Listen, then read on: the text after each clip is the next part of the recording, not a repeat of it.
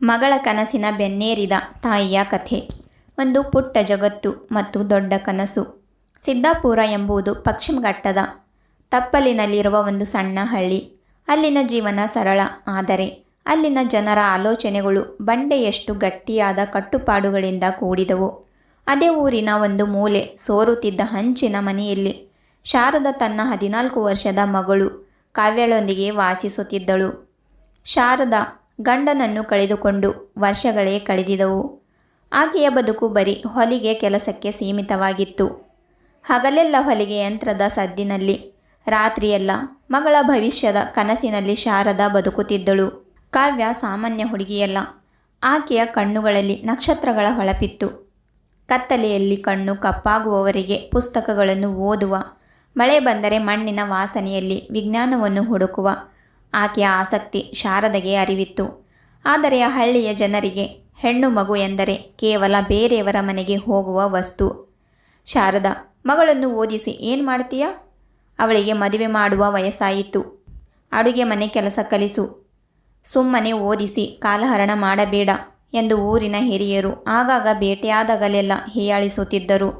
ಆ ಮಾತುಗಳು ಶಾರದಾಗೆ ಚೂರಿಯಂತೆ ಚುಚ್ಚಿದವು. ಆದರೆ ಆಕೆ ಮೌನವಾಗಿದ್ದಳು. ಸಂಘರ್ಷದ ಆರಂಭ. ಕಾವ್ಯ ಶಾಲೆಗೆ ಹೋಗುವ ದಾರಿಯಲ್ಲಿ ಅದೆಷ್ಟು ಅವಮಾನಗಳನ್ನು ಅನುಭವಿಸುತ್ತಿದ್ದಳು. ಹುಡುಗರು ಆಕೆಯನ್ನು ನೋಡಿ ನಗುವುದು, ಊರಿನ ಜನರು ಓದಿದ ಹುಡುಗಿ ಮನೆಗೆ ಅಶುಭ ಎಂದು ಆಡುವುದು ಸಾಮಾನ್ಯವಾಗಿದ್ದವು. ಒಂದು ದಿನ ಶಾಲೆಯ ಪ್ರಾಂಶುಪಾಲರು ಶಾರದಾಗೆ ಸಂದೇಶ ಕಳುಹಿಸಿದರು. ಕಾವ್ಯ ಜಿಲ್ಲಾ ಮಟ್ಟದ ವಿಜ್ಞಾನ ಪ್ರತಿಭಾನ್ವೇಷಣೆಯಲ್ಲಿ ಆಯ್ಕೆಯಾಗಿದ್ದಾಳೆ. ಅವಳನ್ನು ಮುಂದಿನ ಹಂತಕ್ಕೆ ನಗರಕ್ಕೆ ಕಳುಹಿಸಬೇಕು ಅಂತ. ಅದು ಕೇವಲ ಒಂದು ಪ್ರವಾಸವಾಗಿರಲಿಲ್ಲ, ಅದು ಕಾವ್ಯಳ ಬದುಕಿನ ತಿರುವು. ಆದರೆ ಊರಿನ ಪಟೇಲರು ಅಡ್ಡ ಬಂದರು. ಗ್ರಾಮದ ಮರ್ಯಾದೆ ಬೀದಿಗೆ ತರಬೇಡ ಶಾರದಾ. ಹುಡುಗಿ ಓದಿದರೆ ದಿಕ್ಕು ತಪ್ಪುತ್ತಾಳೆ. ನಮ್ಮೂರಿಗೆ ಅಂತಹ ಕೆಟ್ಟ ಹೆಸರು ಬೇಡ ಎಂದು ಎಚ್ಚರಿಸಿದರು. ಶಾರದಾಳ ಕಣ್ಣುಗಳಲ್ಲಿ ಮೊದಲ ಬಾರಿಗೆ ಸಿಟ್ಟು ಮೂಡಿತ್ತು. ಆಕೆ ಶಾಂತವಾಗಿ ಹೇಳಿದಳು, ನನ್ನ ಮಗಳು ದಿಕ್ಕು ತಪ್ಪುತ್ತಿಲ್ಲ. ಅವಳು ತನ್ನ ಗುರಿಯನ್ನು ಹುಡುಕುತ್ತಿದ್ದಾಳೆ. ಅವಳನ್ನು ತಡೆಯುವ ಹಕ್ಕು ಯಾರಿಗೂ ಇಲ್ಲ. ಆ ಕ್ಷಣದಿಂದ ಸಮಾಜದ ವಿರುದ್ಧ ಶಾರದಾಳ ಯುದ್ಧ ಶುರುವಾಯಿತು. ನಿರಂತರ ಹೋರಾಟ ಮತ್ತು ಕಣ್ಣೀರು. ಶಾರದಾಳ ಹೋರಾಟ ಅಷ್ಟು ಸುಲಭವಾಗಿರಲಿಲ್ಲ. ಊರಿನವರು ಆಕೆಗೆ ಹೊಲಿಗೆ ಕೆಲಸ ಕೊಡದಂತೆ ಬಹಿಷ್ಕಾರ ಹಾಕಿದರು. ಯಾರು ಶಾರದಾಗೆ ಬಟ್ಟೆ ಕೊಡ್ತಿರೋ ಅವರು ನಮ್ಮ ಸಂಪ್ರದಾಯದ ವಿರೋಧಿಗಳು ಎಂದು ಪಟೇಲರು ಘೋಷಿಸಿದರು. 1-2 ವಾರಗಳಲ್ಲಿ ಮನೆಗೆ ಅನ್ನಕ್ಕೂ ದಾರಿ ಇಲ್ಲದಂತಾಯಿತು. ಕಾವ್ಯ ಕಣ್ಣೀರು ಹಾಕುತ್ತಾ, ಅಮ್ಮ, ನನ್ನನ್ನು ಶಾಲೆ ಬಿಡಿಸು, ನಿನ್ನ ಕಷ್ಟ ನೋಡುವುದಕ್ಕೆ ಆಗುತ್ತಿಲ್ಲ ಎಂದು ಬೇಡಿಕೊಂಡಳು. ಆ ದಿನದ ರಾತ್ರಿ ಶಾರದಾ ಅತ್ತಳು. ಅಡುಗೆ ಮನೆಯಲ್ಲಿ ದೀಪದ ಬೆಳಕಿನಲ್ಲಿ ಆಕೆ ಮಗಳ ಮುಖ ನೋಡಿದಳು. ಮಗಳ ಕಣ್ಣಲ್ಲಿ ತನಗಿಂತ ಹೆಚ್ಚಾಗಿ ತಾಯಿಯ ಕಷ್ಟದ ನೋವಿತ್ತು. ಶಾರದಾ ತನ್ನ ಒಡವೆಯನ್ನು ಅಲ್ಪ ಸ್ವಲ್ಪ ಉಳಿಸಿದ್ದ ಹಣವನ್ನು ಎಲ್ಲವನ್ನು ಮಗಳ ನೋಟ್ಬುಕ್ ಮತ್ತು ಬಟ್ಟೆಗಳಿಗಾಗಿ ಖರ್ಚು ಮಾಡಿದಳು. ಕಾವ್ಯ, ನೀನು ಅಳಬೇಡ. ನಿನ್ನ ಕಣ್ಣೀರು ಬಿದ್ದರೆ ನನ್ನ ಎದೆಯಲ್ಲಿ ಬೆಂಕಿ ಬೀಳುತ್ತದೆ. ಸಮಾಜದ ಈ ಕತ್ತಲು ನಿನ್ನ ಭವಿಷ್ಯವನ್ನು ನುಂಗಲು ನಾನು ಬಿಡುವುದಿಲ್ಲ. ಹಸಿವಿನಿಂದ ಸತ್ತರೂ ಪರವಾಗಿಲ್ಲ. ನಿನ್ನ ಕನಸನ್ನು ನಾನೇ ಕಟ್ಟಿಕೊಡುತ್ತೇನೆ ಎಂದು ಮಗಳ ತಲೆ ಸವರಿ ನುಡಿದಳು. ಆ ರಾತ್ರಿ ಶಾರದಾ ನಿದ್ದೆ ಮಾಡಲಿಲ್ಲ. ಮರುದಿನ ಮುಂಜಾನೆಯೇ ದೂರದ ನಗರಕ್ಕೆ ಹೋಗಿ ಕಟ್ಟಡ ಕಾರ್ಮಿಕಳಾಗಿ ದುಡಿಯಲು ನಿರ್ಧರಿಸಿದಳು. ತನ್ನ ಮಗಳನ್ನು ಓದಿಸಲು ಅವಳು ಇಟ್ಟ ಹೆಜ್ಜೆ ಅದು. ಸಮಾಜದ ಕುತಂತ್ರ ಮತ್ತು ತಾಯಿಯ ಧೈರ್ಯ.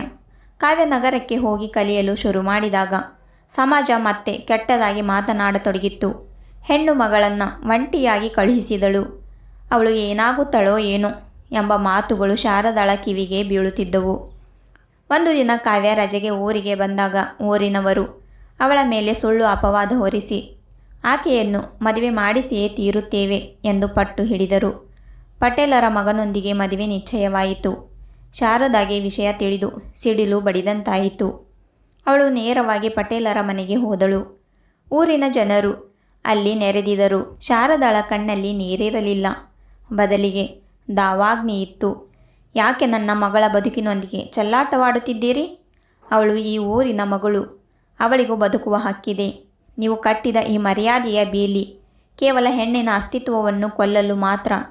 ನನ್ನ ಮಗಳು ನಾಳೆ ದೊಡ್ಡ ಸಾಧನೆ ಮಾಡುತ್ತಾಳೆ. ಆಗ ಇದೇ ಊರು ಅವಳ ಹೆಸರಿನಲ್ಲಿ ಹೆಮ್ಮೆ ಪಡುತ್ತದೆ. ಅಂದು ನೀವು ತಲೆ ತಗ್ಗಿಸಬೇಕಾಗುತ್ತದೆ ಎಂದು ಜೋರಾಗಿ ನುಡಿದಳು. ಆಕೆಯ ಧ್ವನಿಯಲ್ಲಿ ನಡುಕುವಿರಲಿಲ್ಲ, ಆದರೆ ದೃಢತೆ ಇತ್ತು. ಊರಿನವರ ಗೇಲಿ, ನಗು, ಅಪಮಾನಗಳನ್ನೆಲ್ಲ ಆಕೆ ಒಂದೇ ಉಸಿರಿಗೆ ಎದುರಿಸಿದಳು. ನನ್ನ ಮಗಳ ಕನಸನ್ನು ಕೊಲ್ಲುವ ಅಧಿಕಾರ ಯಾರಿಗೂ ಇಲ್ಲ.